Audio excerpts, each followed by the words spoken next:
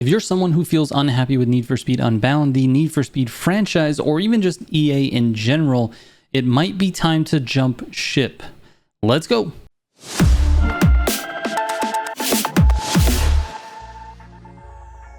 Need for Speed Unbound's fan reception has been mixed at the best and terrible at the very worst. I don't need to go into details of why. I'm sure you've already watched tons of videos on the topic, but I do want to put out there this public service announcement. If you feel unhappy with Need for Speed Unbound and want to keep playing an arcade racing game, the answer is The Crew. Ivory Tower and Ubisoft just released a ton of details about the next game, The Crew Motorfest, and announced maybe the biggest update in The Crew 2's history, which by the way will be its 5-year anniversary. Yeah, the game is getting its biggest update 5 years after it was released. That's the type of support that this franchise gets. It's absolutely unreal, and here's why it's the perfect time for you to give it a try. Between July 6th and July 10th, you can actually play The Crew 2 for free. That's 5 days of playing it for absolutely no money. I've played a little bit of the early access version of The Crew Motorfest, which is the next game, and it feels very much like The Crew 2. So by trying it out on this free weekend, you will effectively be introducing yourself to the style of game that The Crew Motorfest will be. Now, the TLDR on the massive update for The Crew 2 is that they're adding a race creator.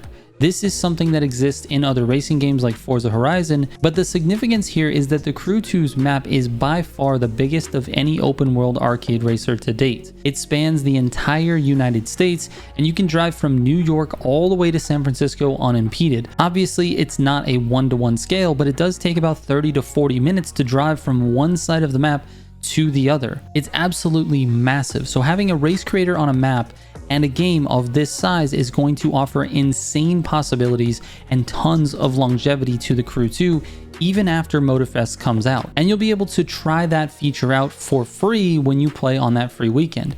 I've tested one of their free play weekends before, and it's the full game. It's not a trial. You can progress, you can save all the cars in your garage. If you liked it enough to keep playing, you can buy the game and your save actually continues wherever you left off. Now let's talk about The Crew Motorfest. This is the next game that's coming out. It comes out in September 14th, and there are tons of details to go over, especially for people who may not be familiar with the Crew franchise. But for this video, I think it's important to talk about the major similarities between The Crew and Need for Speed. Number one, both games feature very arcadey handling mechanics. Need for Speed is arcadier, but The Crew is nowhere near simulation. If you're like me and you want to remain in that arcade realm, Motorfest will check that box. Number two, both games feature some ridiculous car customization. The major difference between them though is that the customization in Need for Speed has more of a connection with the street race car culture.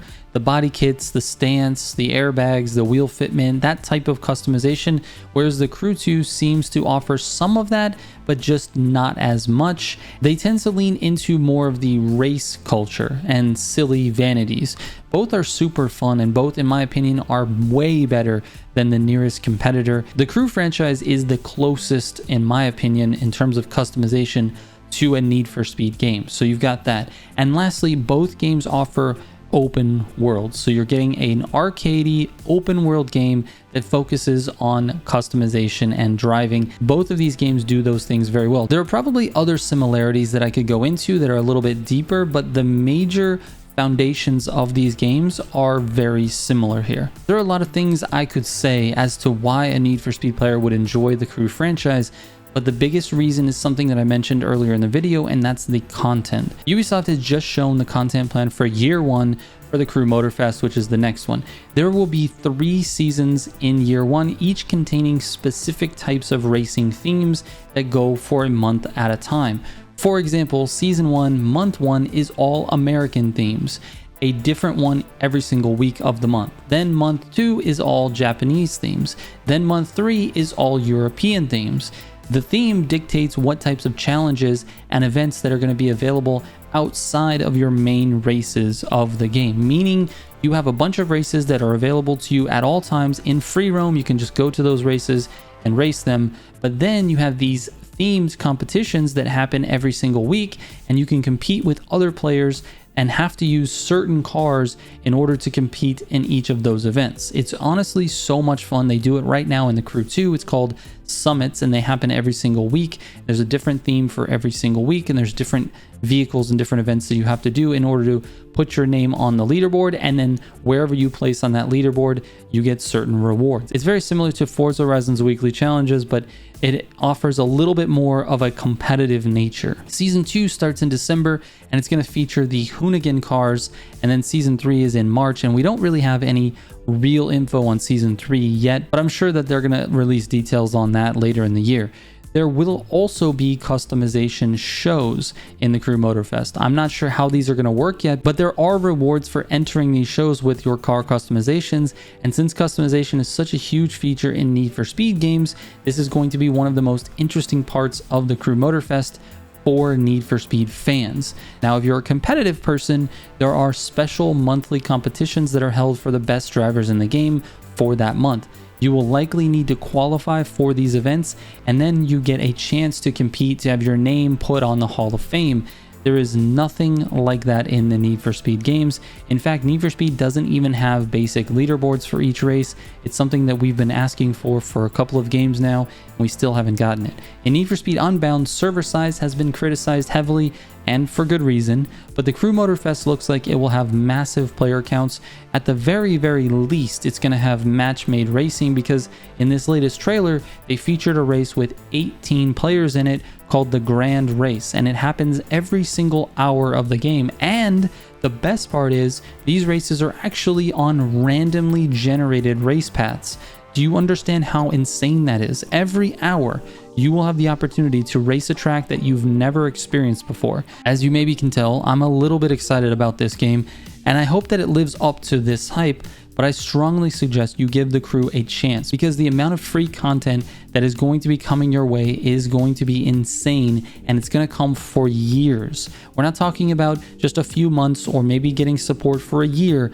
I mean, with Need for Speed, we would be lucky and happy to have updates for a year, which is what I think we're going to get with Unbound, but these updates have still been super polarizing.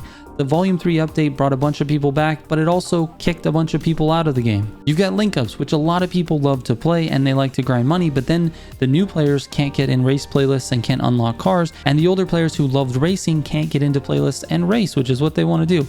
So even their updates are not doing well. These content updates coming from the Crew and everyone at Ivory Tower are insane. They're completely re-themed events with specific cars that you have to race in these specific events. It's just an insane content model, and there's really no other game that's doing it as well as the Crew 2. So there's probably way more that I could talk about in this video with regards to the Crew Motorfest and the Crew 2, but I really didn't want this thing to go super long. So I'm going to cut this off. There's going to be so much more to talk about on the channel with the Crew Motorfest, so keep your eyes out for more videos coming.